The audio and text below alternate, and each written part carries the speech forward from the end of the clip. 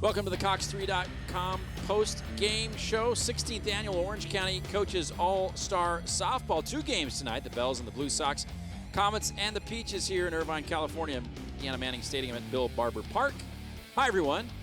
I'm Gordon Spencer, along with the Professor Paul Westfall. And Paul, we saw some amazing talent. 100 players over these 2 All-Star games, 14 different leagues represented. Well, and most of these young ladies are going to continue their careers at various colleges and universities across the country. But we saw 2 very different games tonight. One pitching dominated, the other one lots of offense. Yeah, absolutely. Let's take a look at some of the highlights from that first game between these 2 teams. And we start with the Bells and the Blue Sox. Taylor McQuillan in the circle to begin from Mission Viejo. What a career she had. She gives off a leadoff hit and then strikes out the next 6. Top of the 4th, bases loaded, 2 outs for the Bells. Sidney McKeon, lefty slapper with the infield hit. And Emily Hall comes in to score. It's 1-0 Bells. Top of the 6th, Elaine Day of Woodbridge singles to right. Throw to first. Oh, it gets away. Jessica Kim thinks about, I will score. And she makes it 2-0. Still nobody out. Kristen Guadarrama down to left. Scoring is Day. A little stumble there, but it's 3-0. Second and third, 2 outs. Sarah Swartney off the wild pitch by Amanda Flores. Swartney of Santa Margarita. It's 4-0 Bells. Then another wild pitch to Colby Romaine of Rosary, and Kelsey Horton scores. It's 5-0 Bells. Bottom of the 7th, Blue Sox back-to-back doubles. Casey Whitney of Cypress deep to center.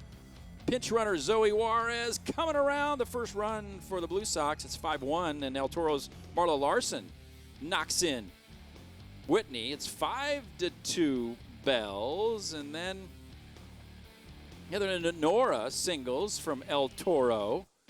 Her El Toro teammate scores. 5-3 Bells, and that was the final in that game as we take a look at those numbers. Well, I tell you, the Bells made good use of their 6 hits to be sure, and for the Blue Sox, they had many opportunities, but for whatever reason just couldn't get the big hit necessary to produce a big run. Seemed like they had base runners on every inning.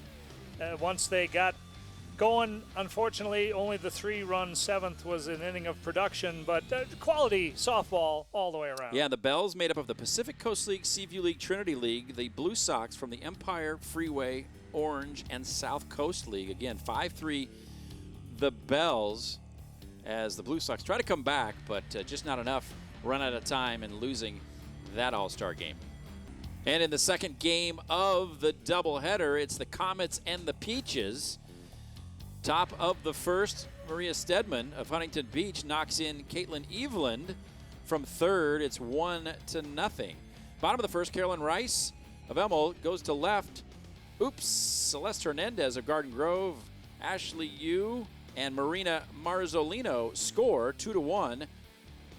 Still the bottom of the first, Christina Melendez rips a single up the middle. Rice scores. It's 3-1 Peaches. Top of the second, Alyssa Ledesma on the error. Allie Wester scores all the way from first. It's 3-2 Peaches. Then with 2 on, 1 out, Olivia Russ of Ocean View.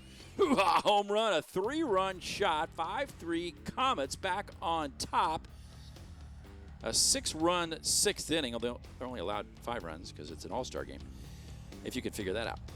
As she finishes her home run trot, the 3-run blast gives them the lead. Bottom of the third, 6-5. The Peaches down. Celeste Villa Grana of Garden Grove singles in Brianna Bechtel to tie it at 6.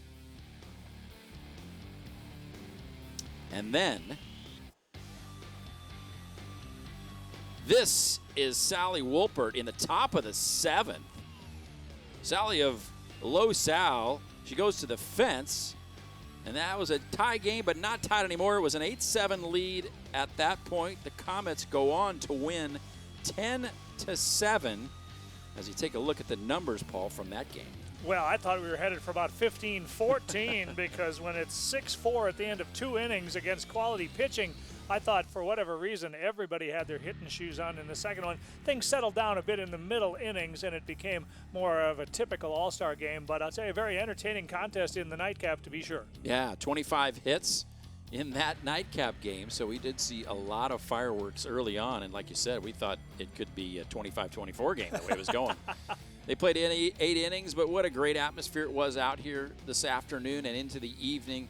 An amazing array of players. Well, terrifically talented players showcasing their skills one last time for all of their family and friends. And even though it was a game between people who obviously knew each other from travel ball and from playing in league, et cetera, Yep. there was some competitive fire out there as well. And so I thought it made for a terrifically entertaining contest. Yeah, and all for a great cause. The Ryan Lemon Foundation is the beneficiary of all this great all-star softball. Guy Lemon and his entire crew raising money and really giving these girls a great last hurrah as we saw some great all-star softball. He's the Professor Paul Westfall. I'm Gordon Spencer.